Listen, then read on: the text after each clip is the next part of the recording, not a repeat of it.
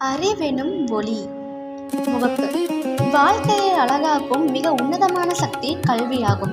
நமது கலாச்சாரத்தில் கல்வி என்பது வெறும் எழுத்து அறிவு மட்டுமல்ல, அது கலைமகளும் தமிழ்தாயும் நமக்கு தரும் தெய்வீக கொடை.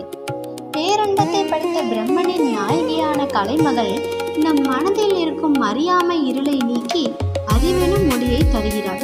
தூய தமிழ்தாயோ நமக்கு நல்லொழுக்கத்தையும் பண்பாட்டையும் பாசத்தின் ஆழத்தையும் கற்றுக் கொடுத்து நம்மை நல்வழியில் நடத்துகிறாள்.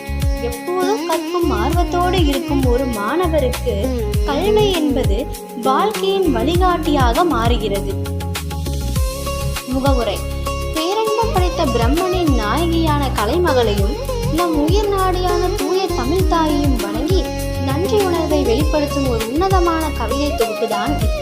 கல்வி என்பது வெறும் எழுத்தறிவு மட்டுமல்ல, அது நம் வாழ்க்கையை ஒழுக்கத்தோடும் பாசத்தோடும் நல்வழியில் நடத்தும் தெய்வீக ஒளி என்பதை இந்த வரிகள் அழகாக எடுத்துரைக்கின்றன. எப்போதும் கற்கும் ஆர்வத்தோடு இருக்கும் ஒரு மாணவியின் தூய்மையான பிரார்த்தனை வரிகள் தான் இது.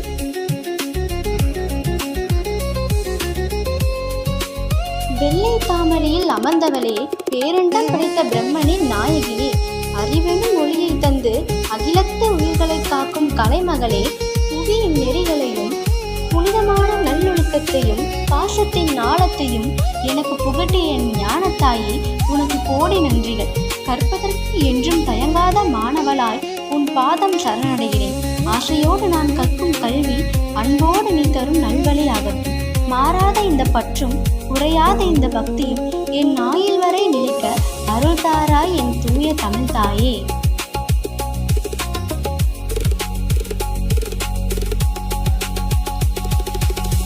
விளக்கம். இந்த நெகிழ்ச்சியான வரிகள் ஞானம் வழங்கும் தெய்வீக தாய்க்கு செலுத்தும் நன்றி அறிதலை பறைசாற்றுகின்றன. எப்போதுமே கற்பதற்கு தயங்காத ஒரு மாணவியாக தாயின் பாதங்களை சரணடைவதே இதன் மைய கருத்து. நாம் ஆசையோடு கற்கும் கல்வி நம்மை அன்போடு நல்வழியில் நடத்தும் ஒளியாக மாற வேண்டும் என்று வேண்டுகிறது.